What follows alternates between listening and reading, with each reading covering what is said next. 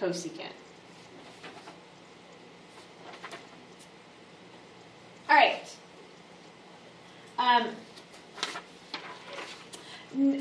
Identities can be written in multiple forms. So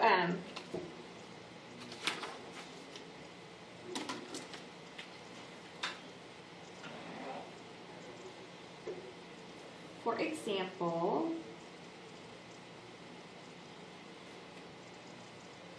so sine of theta could be written as 1 over cosecant theta. It could also be written as cosecant theta equals 1 over sine theta. Or sine theta cosine theta equals 1. All three of those are the exact same thing. They've just been rearranged.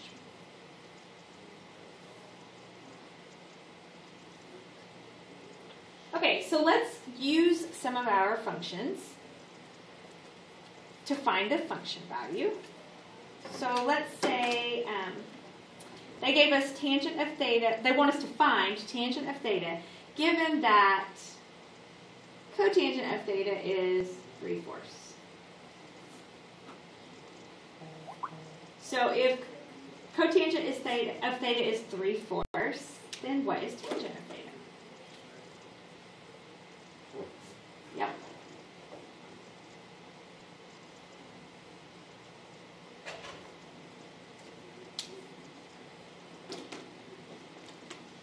All right, they want us to find secant, given that cosine of theta is negative square root 12 over 2. All right, so this time they want us to find secant. So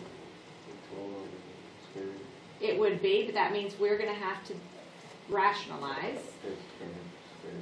Right, because it can't have square root of 12 on bottom. So I'm going to multiply both the top and the bottom of square root of 12. And on top, that's going to give me negative 2 square root 12 over 12. However, 2 and 12 simplify, and that gives me negative square root 12. 6. What about the negative? It's still there. This stays. Oh.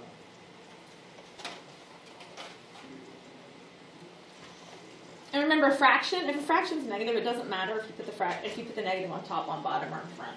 It doesn't matter where it is. Now you'll see maybe in just a little bit.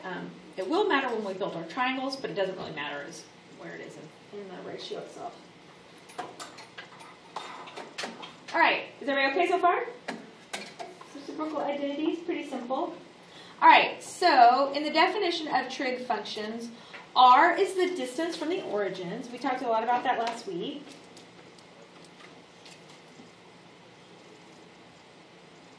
It's the distance from the origin to the point. We just used x, y. This distance is undirected. So r is always greater than 0.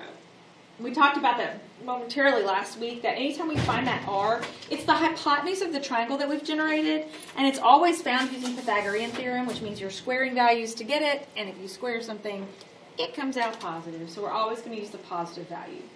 So if we choose a point x, y in quadrant 1, both x and y are positive, because all the values in quadrant 1 are positive.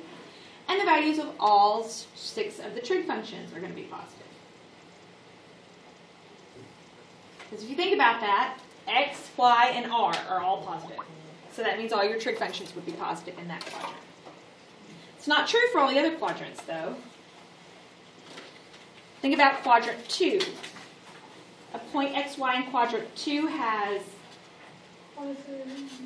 Right. It's got x is less than 0, so your x value is negative. Y value is positive. R is going to be positive. So this makes values of sine and cosecant positive.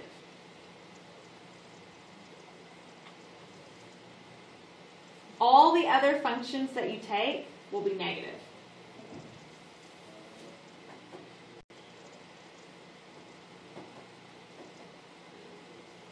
So if you think about it for just a second, there's your coordinate grid, and these values are positive, positive, and these are negative, positive, and these are negative, negative, positive, negative.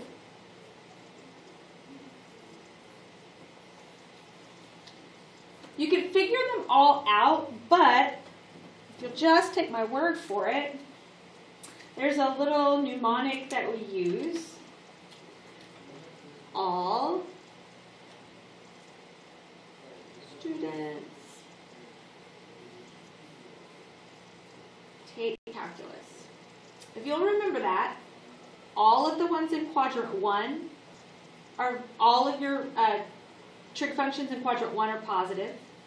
Sine, students for sine, and sine's buddy cosecant, sine's reciprocal, cosecant, are positive in quadrant 2. Tangent and cotangent are positive in quadrant 3. And cosine and secant are positive in quadrant 4. If you'll remember that mnemonic, you'll never miss them. So in quadrant 1, they're all positive. So that's positives in every quadrant. In quadrant 2, it's just sine and the reciprocal of sine, which is cosecant. Everything else is negative.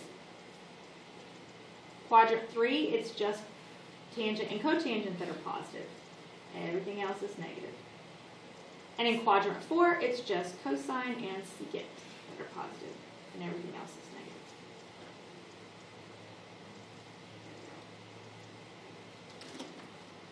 All right, so determine the signs of the trigonometric functions of an angle in standard position with the given measure.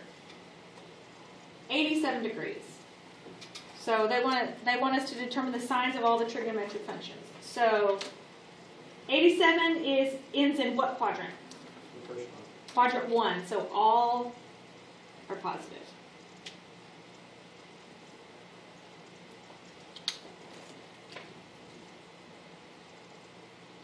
What about 300? Where's a 300 degree angle going to end?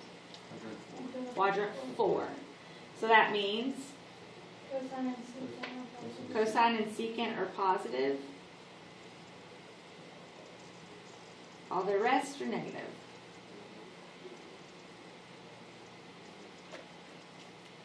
Negative 200.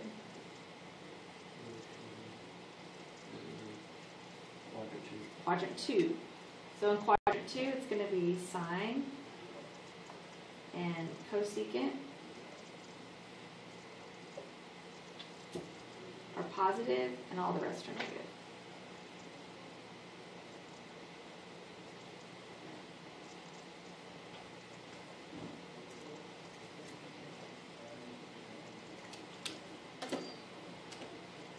And you'll see when we'll do some with triangles, it works out. You'll see.